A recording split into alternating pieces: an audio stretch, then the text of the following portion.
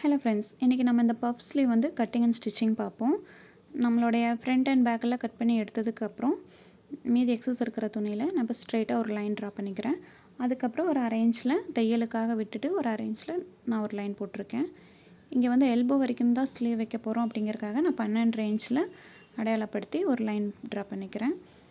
அதுக்கப்புறம் இங்கே வந்து என்னோடய கேப் ஹைட் வந்து 3.5 இன்ச்சில் நான் அடையாளப்படுத்தி, அதுக்கப்புறம் என்னோடய கை சுற்றளவு வந்து 8 இன்ச் வருது. நான் அந்த 8 இன்ச்சை சென்டர்லேருந்து அடையாளப்படுத்திக்கிறேன் அந்த கேப் ஹைட்டுக்கு. அதுக்கப்புறம் என்னோடய கையோட சுற்றளவு கீழே என்னோடய கையோட சுற்றளவு வந்து 5.5 இன்ச்சு, அதுக்கு அடையாளப்படுத்தி எல்லாத்தையும் ஜாயின் பண்ணிக்கலாம். இப்போ நார்மலாக நம்ம ஸ்லீவுக்கு ஷேப் எப்படி கொடுப்போமோ அதை ட்ரா பண்ணிக்கோங்க. நம்மளோட எல்போ ஸ்லீவ் வந்து இவ்வளோ தான். இதுக்கப்புறம் பஃப்புக்காக நம்ம எவ்வளோ கொடுக்க போகிறோன்னா, இப்போ நமக்கு எவ்வளோ தேவையோ அதை நம்ம கொடுத்துக்கலாம். எல்போ வரைக்கும் உங்களுக்கு நல்லா பஃபியாக வேணும் அப்படிங்கும்போது 4.5 5 மேலேயும் கொடுக்கலாம். 3 இன்ச்சில் நம்ம கொடுக்கலாம். ஆனால் இங்கே வந்து நான் 4 இன்ச்சில் கொடுக்க போகிறேன். இந்த பஃப்புக்கு நான் 4 இன்ச்சு வச்சுருக்கேன். அதுக்கப்புறம் நம்மளோட கை சுற்றளவு 8 இன்ச் வந்தது இல்லையா, அதில் பாதி 4 இன்ச்சு நான் அடையாளப்படுத்திக்கிறேன். இப்போது இந்த எல்லா மார்க்கிங்கையும் கரெக்டாக ஜாயின் பண்ணிவிடுங்க. கரெக்டாக எங்கேயும் வந்து ஷார்ப் எட்ஜஸ் இல்லாமல் நல்லா வளைவாக கேர்வாக கொண்டு போயிடுங்க. உங்களுக்கு தெரியணுங்கிறதுக்காக நான் அழுத்தி வளைஞ்சு காட்டியிருக்கேன். இதுக்கப்புறம் நம்ம வந்து இந்த கேப் வந்து எவ்வளோ வச்சுருக்கேன் அப்படின்னு பார்த்திங்கன்னா 3.25 இன்ச் வச்சுருக்கேன். இந்த பஃப்புக்காக நான் அகலம் வந்து 3.25 இன்ச் கொடுத்துருக்கேன். இதுக்கப்புறம் உள்ளே நம்ம எவ்வளோ தையலுக்கு விடுவோமோ, நான் இங்கே வந்து 1.5 இன்ச் கொடுக்குறேன். தையலுக்காக நான் எவ்வளோ கொடுப்போமோ அதை கொடுத்து அடையாளப்படுத்திட்டு அந்த லைனெல்லாம் ஜாயின் பண்ணிவிட்டு, அதுக்கப்புறம் நம்ம இதை கட் பண்ணி எடுத்துக்கலாம். நாங்கள் மேலே தையலுக்கு கொடுக்கல, ஆனால் அவுட்டர் லைனில் நான் கட் பண்ணி எடுத்துக்க போகிறேன். அதுக்கும் சேர்த்து அவுட்டர் லைனில் கட் பண்ணி எடுத்துக்கலாம்.